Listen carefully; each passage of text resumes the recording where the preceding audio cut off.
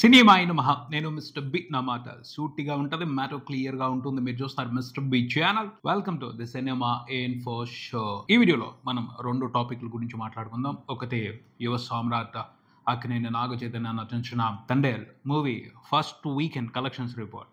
రెండోది పుష్ప 2 మూవీకి సంబంధించి థ్యాంక్స్ మీట్ జరిగింది. అందులో ఒక ఇంట్రెస్టింగ్ పాయింట్ ని మాట్లాడారు అల్లు అర్జున్. దాని గురించి మాట్లాడుకుందాం. చాలా అనవసరమైన విషయాల గురించి మాట్లాడుకుంటున్నారు, అవసరమైన విషయం గురించి డిస్కషన్ రావట్లేదు.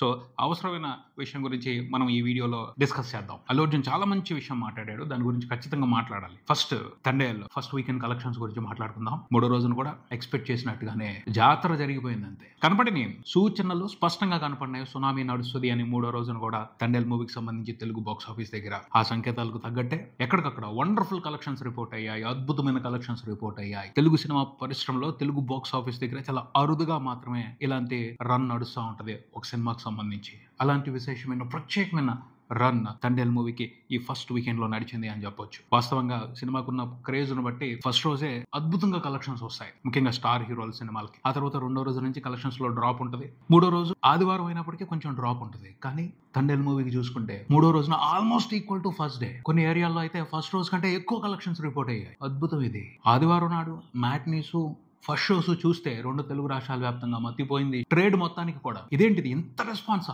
ఈ రకంగా సినిమాని ఓన్ చేసుకున్నారు ఆడియన్స్ అని సర్ప్రైజ్ అయ్యారు. మామూలుగా రావట్లేదు తండేల్ మూవీని చూడటానికి తెలుగు ఆడియన్స్ థియేటర్స్ కి వరదలా వస్తున్నారు. వాళ్ళకి నచ్చితే అలాగే వస్తారు, ప్రతి సినిమా కోసం అలాగే వస్తారు. సంక్రాంతి కోసం సినిమా కోసం కూడా అలాగే వచ్చారు, ఈ సినిమా కోసం కూడా అలాగే వచ్చారు. అద్భుతం. అసలు థియేటర్స్ చాలు ఇక్కడికి అని ఆపుకున్నారు. సంక్రాంతికి వస్తున్నాం మాదిరి ఎక్కువ థియేటర్స్ పెట్టుకుని ఉన్నట్టయితే ఖచ్చితంగా మూడో రోజు కలెక్షన్లకు సంబంధించి సంక్రాంతికి వస్తున్నాం రికార్డులను బ్రేక్ చేసి ఉండేది తండేల్. ఆ రకమైన పొటెన్షియల్ ఆక్యుపెన్సీస్ కనిపించాయి ఆదివారం నాడు రెండు తెలుగు రాష్ట్రాల వ్యాప్తంగా. కంపారిటివ్లీ సంక్రాంతికి వస్తున్నాం కంటే ఈ సినిమాకి టికెట్ రేట్లు తక్కువగా ఉన్నాయి. సంక్రాంతికి వస్తున్నాం సినిమాకి మాదిరి టికెట్ రేట్లు హైక్ ఉన్నట్టయితే ఖచ్చితంగా ఆ సినిమా మూడో రోజు కలెక్షన్ లో రికార్డుని బ్రేక్ చేసి ఉండేది తండేల్. నిజంగా ఆ రేంజ్ లోనే ఆక్యుపెన్సీస్ కనిపించాయి. అంత బ్రహ్మాండమైన నెంబర్స్ పడ్డాయి సినిమాకి రెండు తెలుగు రాష్ట్రాల వ్యాప్తంగా. ఆదివారం రోజు చెప్పుకున్నాం కదా, నిన్నటి వీడియోలో చెప్పుకున్న 3 ఫ్యాక్టర్స్ చాలా ఎఫెక్టివ్ గా ప్రభావాన్ని చూపిస్తున్నాయి. ఆ 3 ఫ్యాక్టర్స్ గుంజిపడేస్తున్నాయి ఆడియన్స్ ని థియేటర్స్ కి. Sai Pallavi, Akkineni fans and DSP, ఈ 3 ఫ్యాక్టర్స్ చాలా స్ట్రాంగ్ గా ఆడియన్స్ ని థియేటర్స్ కి పుల్ చేస్తున్నాయి. అక్కినేని హీరోల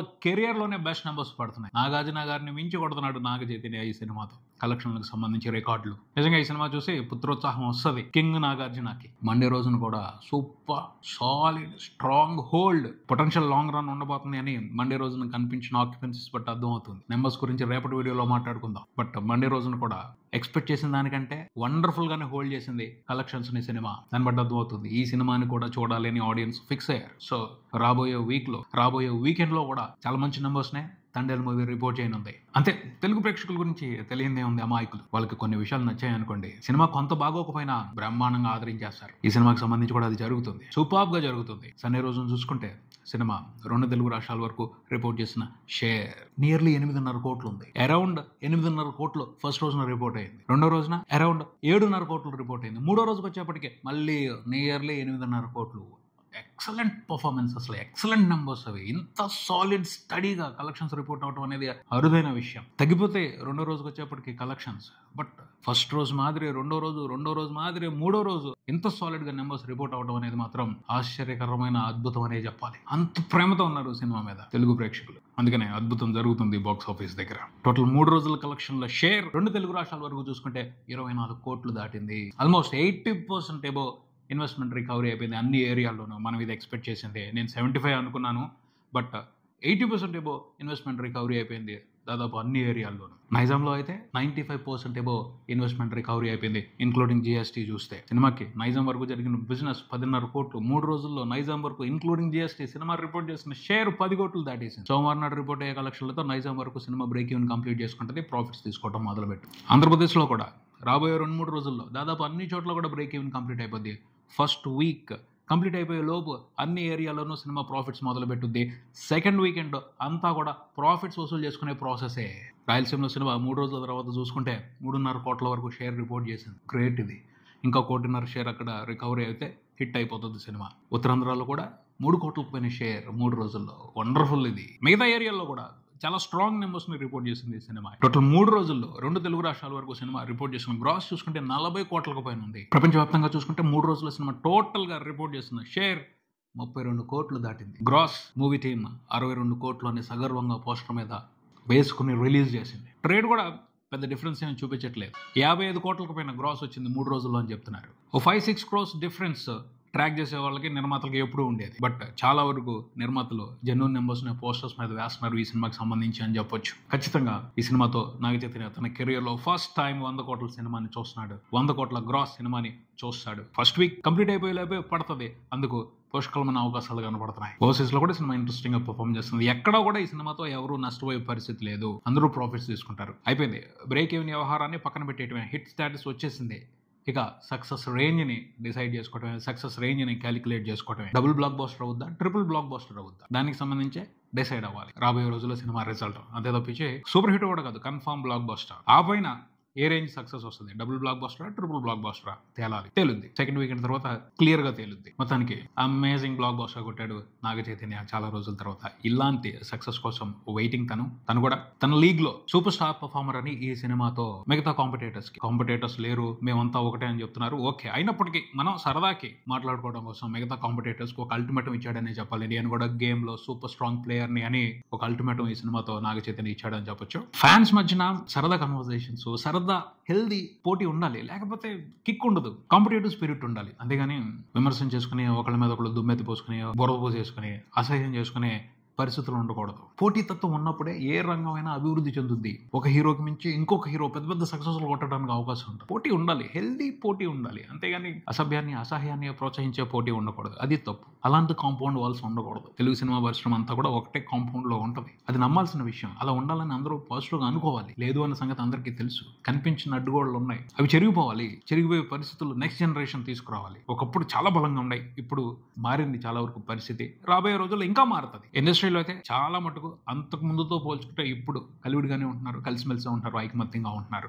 సోషల్ మీడియాలోనూ పబ్లిక్ లోనే ఫ్యాన్స్ కు సంబంధించి ఆ డిఫరెన్స్ నడుస్తున్నాయి తప్పించి ఇండస్ట్రీ వరకు మాత్రం చాలా వరకు పాజిటివ్ గానే ఉందని మాట్లాడుకోవాలి. లేవు అని కొంతమంది గగ్గోలు పెడుతున్నారు, కానీ అది మీ బాధ, ఇండస్ట్రీ బాధ కాదు. మీకు అది ఎప్పుడు కావాల్సిన విషయమే. మీ పడే బాధ మీరు పడండి, అదే కదా మీ ఎంటర్టైన్మెంట్, ఎంజాయ్ చేయండి అని చెప్పి ఊరుకోవాలి. అలా మాట్లాడే వాళ్ళని, అలా విశ్లేషణ చేసే వాళ్ళని, అంతేగాని వాళ్ళ గురించి సీరియస్ గా పట్టించుకోకూడదు. ఖచ్చితంగా ఇందుకు ముందు ఉన్నట్టు ఇప్పుడు పరిస్థితులు లేవు, ఇప్పుడు ఉన్నట్టు రేపు ఉండవు, మారుద్ది. సినిమా ఇండస్ట్రీ అంతా ఒకటే కాంపౌండ్. ఇంకా పుష్ప 2 థ్యాంక్స్ మీట్ లో అల్లు అర్జున్ ఒక ఇంట్రెస్టింగ్ స్టేట్మెంట్ ఇచ్చారు. ఆయన చాలా స్టేట్మెంట్లు ఇచ్చారు, కొన్ని పొరపాట్లు పడ్డారు. దానికి సంబంధించి ఆయన్ని ట్రోల్ చేసేవాళ్ళు ట్రోల్ చేస్తున్నారు, గేల్ చేసేవాళ్ళు గేల్ చేస్తున్నారు. బట్ నథింగ్, అలాంటివన్నిటిని అతను పట్టించుకోవాల్సిన అవసరం లేదు. అతను ఏంటో, అతను ఏ రేంజ్ లో బాక్స్ ఆఫీస్ దగ్గర ప్రభావం చూపించాడో మన అందరికీ తెలుసు.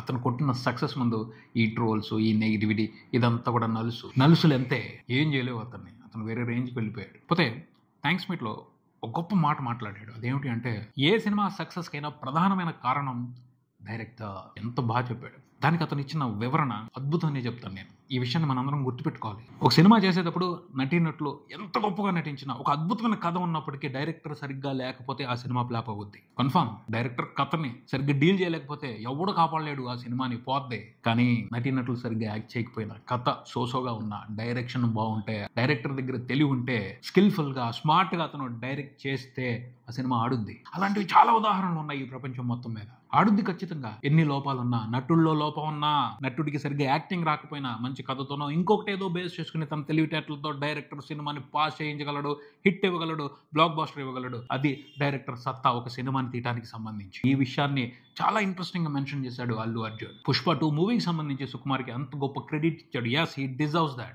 ఏ సినిమాకి సంబంధించి అయినా, ఏ హిట్ సినిమాకి సంబంధించి అయినా డైరెక్టరే కారణం, ఏ ఫ్లాప్ సినిమాకి సంబంధించి అయినా డైరెక్టరే కారణం. డైరెక్టర్ కి అంత గొప్ప సముచిత స్థానం ఉంది సినిమా తీయడానికి సంబంధించి. సో డైరెక్టర్ అవ్వాల్సిన ప్రతి ఒక్కడు స్కిల్స్ డెవలప్ చేసుకోవాలి. ఆషామాషిగా హాఫ్ నాలెడ్జ్ తోనూ, హాఫ్ బేక్డ్ తెలివితేటలతోనూ వచ్చి సినిమాలు తీయకూడదు. నాకు చాలా హ్యాపీగా అనిపించింది. ఎంత మంచి స్టేట్మెంట్ ఇచ్చాడు అల్లు అర్జున్ అని. అలా మాట్లాడాలి అంటే చాలా గొప్ప వ్యక్తిత్వం అయి ఉండాలి ఆ హీరోది. హీరోలు ఖచ్చితంగా క్రెడిట్ తీసుకుంటారు, బట్ డైరెక్టర్ ను గుర్తించి అతని మూలంగానే నాకు ఇమేజ్ వచ్చింది అని చెప్పటం మాత్రం చిన్న విషయం కాదు, చాలా గొప్ప విషయం. దానికి సంబంధించి అల్లు అర్జున్ అభినందించాలి. వండర్ఫుల్ డైరెక్టర్స్ మూలంగానే హాలీవుడ్ ప్రపంచవ్యాప్తంగా ఉన్న సినిమా ప్రేక్షకుల్ని ఆకర్షించగలిగింది, వాళ్ళందరినీ సరెండర్ చేసుకోగలిగింది, ప్రపంచవ్యాప్తంగా మార్కెట్ ని ఏర్పాటు చేసుకోగలిగింది డైరెక్టర్స్. సుకుమార్ లాంటి డైరెక్టర్స్ ఇంకా ఎక్కువగా రావాలి తెలుగు ఫిల్మ్ ఇండస్ట్రీ నుండి. ఎంతమంది ఎక్కువ సుకుమార్ లాంటి డైరెక్టర్స్ వస్తే అంత పెద్ద గొప్ప ఇండస్ట్రీగా తెలుగు ఫిల్మ్ ఇండస్ట్రీ వర్ధిల్లుద్ది. యాక్చువల్గా ఈ విషయానికి సంబంధించి డిస్కషన్ రావాలి, ప్రతి ఒక్కరు ఆర్టికల్స్ రాయాలి. కానీ ఈ విషయాన్ని ఏ వెబ్సైట్ పట్టించుకున్నదేలే.